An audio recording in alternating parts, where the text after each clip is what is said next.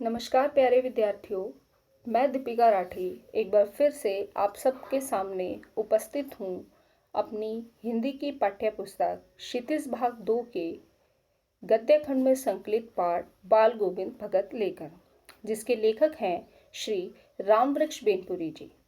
इस वीडियो में हम लेखक श्री रामवृक्ष बेनपुरी जी के बारे में जानेंगे, उनके जीवन परिचय के बारे में, उनकी साहित्यिक विशेषताओं और भाषा शैली के बारे में जानेंगे।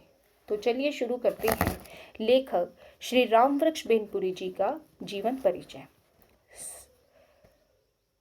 देखिए, आपके सामने उपस्थित है लेखक श्री रामवृक्ष बेनपुरी जी का एक चित्र। चलिए शुरू करते हैं पाठ बाल गोविंद भगत जी के लेखक श्री रामवृक्ष बेनपुरी जी का जीवन परिचय। उनका जीवन परिचय कुछ इस प्रकार है। रामवृक्ष बेनपुरी जी का नाम हिंदी के निबंधकारों में बड़े ही सम्मान के साथ लिया जाता है। उनका जन्म मुजफ्फरपुर बिहार जिले के बेनीपुर नामक गांव में सन 1899 ईस्वी में हुआ। बचपन में ही उनके माता पिता का देहांत हो गया था। उन्होंने अनेक कठिनाइयां सहकर 10वीं की कक्षा पास की। सन 1920 ईस्वी में वे गांधी जी द्वारा चलाए जा रहे असहयोग आंदोलन में कूद पड़े। स्वतंत्रता संग्राम के दिनों में उन्हें अनेक बार जेल जाना पड़ा। उन्होंने आजीविका के लिए पत्रकारिता और साहित्य लेखन को अपनाया। सन 1968 में उनका स्वर्गवास हो गया।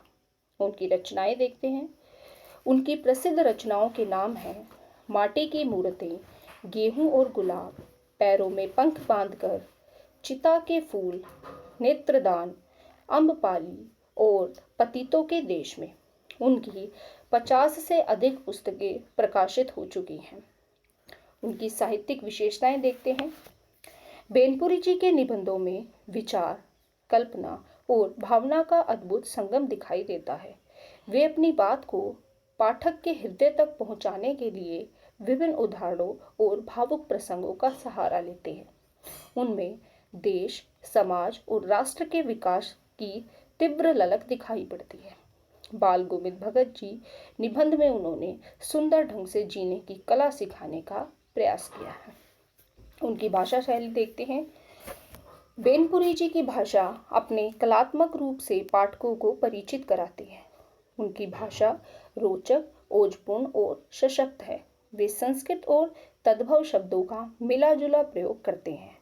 विचारों की स्पष्टता के कारण ही उनके वाक्य भी छोटे और स्पष्ट हो गए हैं। तो अभी हमने देखा लेखक श्री रामवृक्ष बेनपुरी जी का जीवन परिचय। आगे हम पाठ को एक दृष्टि में समझने का प्रयास करेंगे। अगली वीडियो में हम पाठ को विस्तृत रूप से जानेंगे, परंतु इस वीडियो में हम पाठ को संक्षेप में जानने का प्रयास करेंगे। तो आपके सामने उपस्थित है पाठ में आए कुछ महत्वपूर्ण बिंदु। पहला है बाल गोविंद एक कबीर पंथी भगत। जैसा कि पाठ का नाम है बाल गोविंद भगत, तो बाल गोविंद जी जो हैं वो कबीर पंथी हैं। कबीर पंथी का अर्थ है जो कबीर की विचारधाराओं के अनुरूप चलते हैं। कहा जाता है बाल गोविंद भगत। उन्हें कहा जाता है, माफ कीजिएगा, जो कबीर की विचारधाराओं के अनुरूप चलते हैं उन्हें कबीर पंथी कहा जाता है। तो बाल गोविंद जी जो हैं वो एक कबीर पंथी भगत है, अर्थात कबीर जी की विचारधाराओं के अनुरूप ही वो चलते हैं। अगला है मस्त गायक भगत। लेखक बाल गोविंद भगत के मधुर गीतों पर मंत्रमुग्ध था। गर्मी में वे अक्सर बाल गोविंद भगत के गीतों को सुनता और बाल गोविंद भगत के जो गीत हैं वो प्रत्येक व्यक्ति, प्रत्येक प्राणी को मंत्रमुग्ध करने पर विवश कर देते। अगला भाग है कार्तिक और गर्मियों में बाल गोविंद जी के गीत। कार्तिक का महीना शुरू होते हुए फागुन तक भगत जी की प्रतिभाएं शुरू हो जाती थी। वे सुबह सवेरे 2 मील जाकर नदी स्नान करते और फिर अपनी खजड़ी बजाकर चारों तरफ अपने मधुर मधुर संगीत को बिखेरने लगते। अगला है पुत्र की मृत्यु पर नृत्य गायन। बाल गोविंद जी भगत का एक पुत्र भी है, परंतु वह थोड़ा दुबला पतला शरीर से। पुत्र की मृत्यु पर भी बाल गोविंद भगत जी कि संगीत साधना जो थी वो उत्कर्ष पर थी, चरम सीमा पर थी। बाल गोविंद भगत की संगीत साधना का उत्कर्ष उनके पुत्र की मृत्यु पर ही देखा गया। जब उनका बेटा मरा तब भी उन्होंने नृत्य गायन किया और पुत्र की मृत्यु को अर्थात मृत्यु को एक अटल सत्य मानते हुए उन्होंने पुत्र की मृत्यु पर शोक न करते हुए रोते रोते हुए बहू को संभाला और कहा, यह तो आनंद की बात है, आत्मा परमात्मा में लीन हो गई। उनका यह स्वरूप देखकर लोग हैरान हो उठे। अगला है बहू की विदाई। भगत जी के पुत्र की मृत्यु होते ही भगत जी ने क्रियाक्रम की रस्में खुद न करते हुए अपनी पुत्र वधू से ही बेटे को आग लगवाई और उसके बाद बहू को उसके भाई के साथ विदा कर दिया, यह कहकर कि ये सारी उम्र किस प्रकार रह पाएगी, इसे साथ ले जाओ और इसका विवाह कहीं और कर देना। अगला है भगत जी की मृत्यु। बाल गोविंद की मृत्यु पे संगीत साधना करते करते हुए वे हर वर्ष गंगा स्नान करने जाते थे। गंगा उनके घर से 30 कोस दूरी पर थी। वे पैदल ही खजड़ी पर गाते बजाते जाया करते थे।